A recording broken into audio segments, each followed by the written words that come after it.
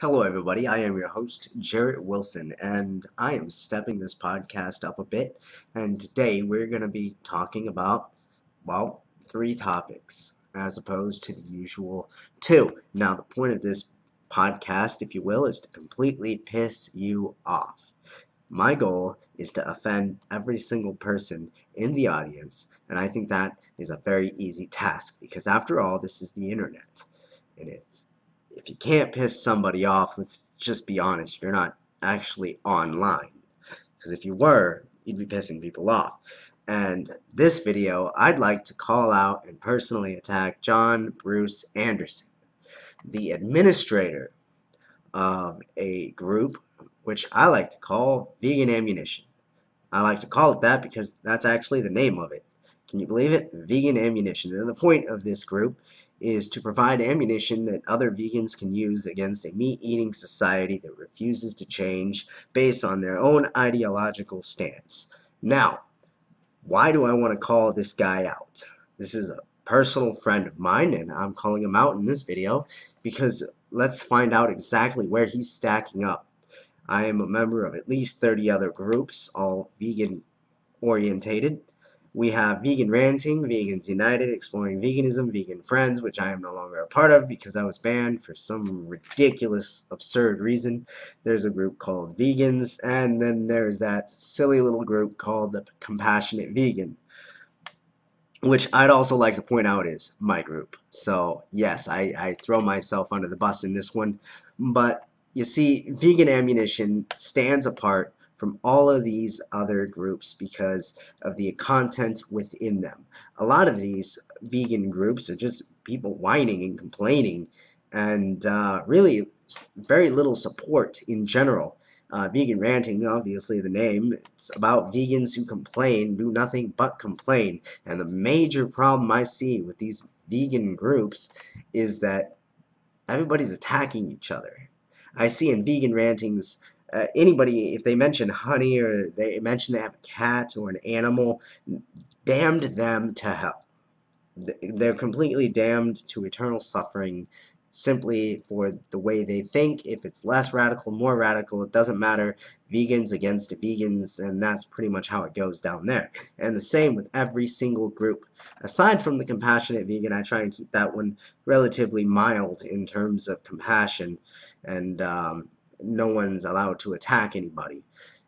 Vegans United, it's another one of those, and they're pretty much all the same except for Vegan Ammunition.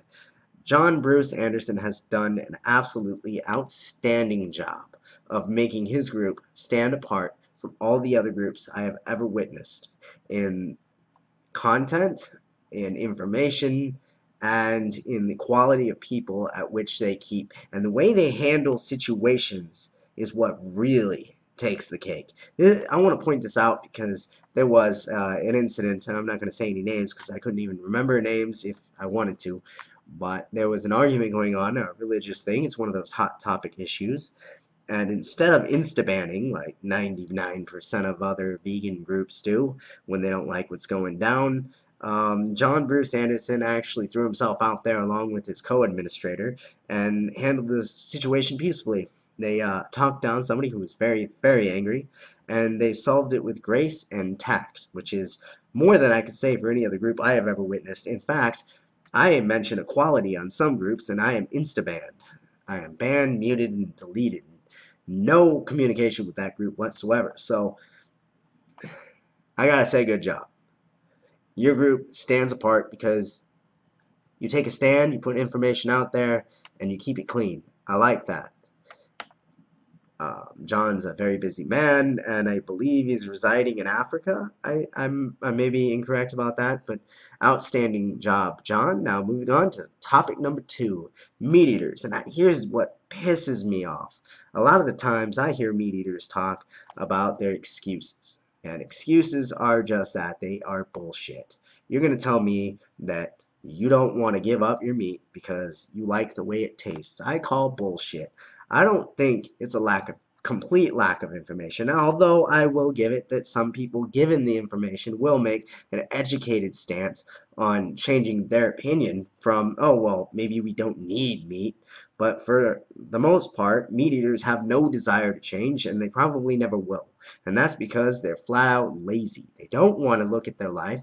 They don't want to be told what they're doing is wrong. They don't want to be questioned. They just want to do what they do, and damned with the consequences. No, I'm not going to say that's every meat eater, but I say it's being stubborn. It has absolutely nothing to do with lack of information, though not always the case. It is more often than not the issue. It's you don't want to go against tradition. You don't want to even think about the consequences of your actions. You don't even want to think beyond the scope of yourself into the environmental concerns that surround such a lifestyle. You just want to be in this closed little bubble and focus on you. Well, I like this. I like the way it tastes. I find it easier to get this. I find it easier to plan this. And if you notice, every single excuse has the letter I. It's all about them. It has nothing to do. You never hear a meat eater's excuse be like, the animals like this. The environmental greenhouse effect caused by the absurd amount of cattle that is being produced in this country alone. No, you never hear any excuses having an environmental stance because it's all self-based. It's always, I couldn't do without it. I like this. This is easy for me. It's all me, I, myself. So that brings me to topic number 3. And if I haven't pissed you off yet, bear with me, I'll get to you. Because in this topic, I think that the problem isn't exactly the meat eaters. Yes, they're a huge part of the problem, but where are they getting their information? Most likely they are getting indoctrinated into their belief that meat is, well, substantial. This is what they need, they like it, and it's all indoctrinated. So why are we going after them? They're not smart enough to look at what they're doing and change their stance. They are taking the Ken Ham approach, if you will. And Ken Ham said, even if provided with evidence that contradicted my own belief, I would not believe it.